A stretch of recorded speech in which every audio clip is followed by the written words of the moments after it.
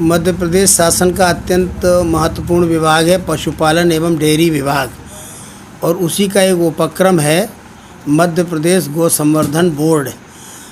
मैं इस समय पूरे प्रदेश का प्रवास कर रहा हूँ। उस प्रवास के क्रम में रतलाम, मंदसौर और नीमच ज़िले में मेरा आना हुआ है।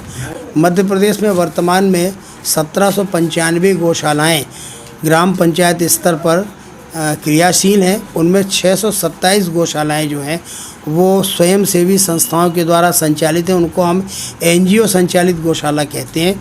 शेष गौशालाएँ जो हैं वो मनरेगा की वित्तीय सहायता से ग्राम पंचायत स्तर पर बनाई गई हैं, और उन गौशालाओं का संचालन जो पहली एजेंसी है वो ग्राम पंचायत है। यदि ग्राम पंचायत चाहे तो ये महिला स्व सहायता समूह के साथ अनुबंध करके उनको गौशाला सौंप सकती है, और अगर महिला स्व सहायता समूह लेने से इनकार करती है या संचालन करने में वो अपने आप को असहाय या कमज़ोर अनुभव करती है, तब फिर एनजीओ को हम ढूंढते हैं और उनको गौशाला देने का सरकार की नीति है। तो इस दृष्टि से हम जिला समिति के जो वरिष्ठ अधिकारी हैं, कलेक्टर उसके अध्यक्ष होते हैं, पुलिस के जो अधीक्षक होते हैं वो उसके उपाध्यक्ष होते हैं, पशुपालन विभाग का जो डिप्टी डायरेक्टर है उसका सचिव होता है, और अनेक प्रकार के विभाग उसके सदस्य हैं। और साथ साथ हमने भी 4-4 सदस्य हर ज़िले में बोर्ड की ओर से 2 सदस्य नियुक्त किए हैं और 2 उस ज़िले के प्रभारी मंत्री नियुक्त करते हैं। उन सबकी संयुक्त बैठक लेते हुए मैं इस क्षेत्र में नीमच में आया हूँ। बैठक में पहले तो हम गौशालाओं की समीक्षा करेंगे कि जो गौशालाएं सैंक्शन हुई थी वो बन गई कि नहीं बन गई हैं तो उनका संचालन प्रारंभ हुआ कि नहीं हुआ, और हमारे यहाँ जो रजिस्टर्ड हो गई हैं उनमें उन गौशालाओं में जो शासन अनुदान देता है प्रतिदिन प्रति गोवंश 20 रुपये की राशि, 15 रुपये नगद चारा भूसा के लिए और 5 रुपये का सुदाना। किन्हीं कारणों से गौशाला अपूर्ण है, बिजली की व्यवस्था नहीं है, पानी की व्यवस्था नहीं है, या रोड नहीं है, या 5-5 एकड़ भूमि जो उनसे संबद्ध की गई है, यदि वे अभी अतिक्रमण से मुक्त नहीं हुई हैं तो जिला प्रशासन प्राथमिकता के तौर पे 15 से 20 दिन के अंदर वे सारी चरनोई भूमि जो संबद्ध की गई है गौशालाओं से उन्हें मुक्त करें। यदि पुरानी कोई गौशाला ने अपने विस्तारीकरण के लिए प्रकरण दर्ज कराया है कि हमें ये भूमि उपयोग के लिए दी जाए, तो ऐसे प्रकरणों का त्वरित निराकरण करके और उन गौशालाओं के विधिवत संचालन का मार्ग प्रशस्त हो। सड़कों पर घूम रहा भटक रहा जो निराश्रित गोवंश है, यदि वो चिन्हित है कि ये वास्तव में निराश्रित गोवंश है, तो स्थानीय निकाय के द्वारा उस गोवंश को उन गौशालाओं में जो नवनिर्मित हैं उनमें पहुंचाने का काम करे। सरकार प्रतिबद्ध है गौशालाओं में रहने वाले गोवंश को 20 रुपया प्रतिदिन चारे भूसे का अनुदान देने के लिए। हमारे पास बजट की कोई कमी नहीं है। हमने पिछले वित्तीय सत्र में यानी मार्च तक सारी गौशालाओं को जितने अनुदान की आवश्यकता थी पाई हमने पैसा दे दिया है ज़िले में। जिला पंचायत के पास वो पैसा आ गया है और वो भी समय पर वितरण हो जाए।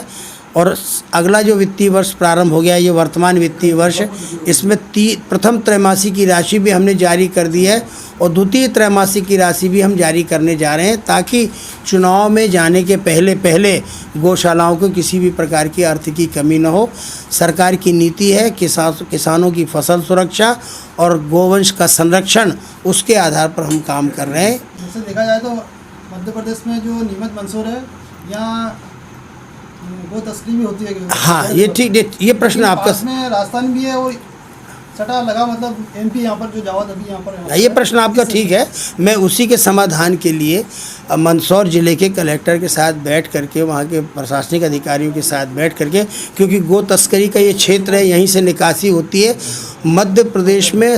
मध्य प्रदेश गोवंश वध प्रतिषेध अधिनियम जो कानून है वो आज की तारीख में लागू और प्रभावी है। यदि किसी प्रदेश में सख्त कानून है तो उसके क्रियान्वयन की 2 एजेंसियां हैं हमारे पास, जिला प्रशासन और पुलिस प्रशासन। इसलिए हमने दोनों ही को ये निर्देश जारी किए हैं कि वे स्थान चिन्हित होने चाहिए, वे लोग चिन्हित होने चाहिए, वे वाहन चिन्हित होने चाहिए, वे क्षेत्र चिन्हित होने चाहिए, वो मार्ग चिन्हित होना चाहिए जहाँ से इस प्रकार का अवैध कार्य होता है, और उसकी पकड़ धकड़ होकर के और उनका मनोबल तोड़ना चाहिए। जो गो तस्कर हैं, जो गो तस्करी में लिप्त हैं, और इस प्रकार का अवैध कार्य करते हैं उनको चिन्हित करके और उन पर कठोर से कठोरतम कार्रवाई होनी चाहिए ताकि उनका मनोबल टूटे।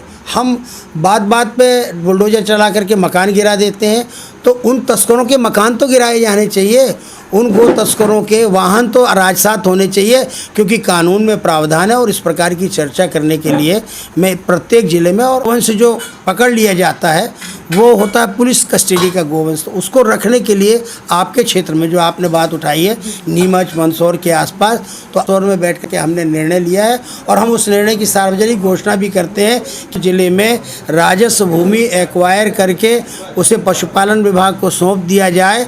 हम उसमें गोवंश वन्य विहार विकसित कर देंगे।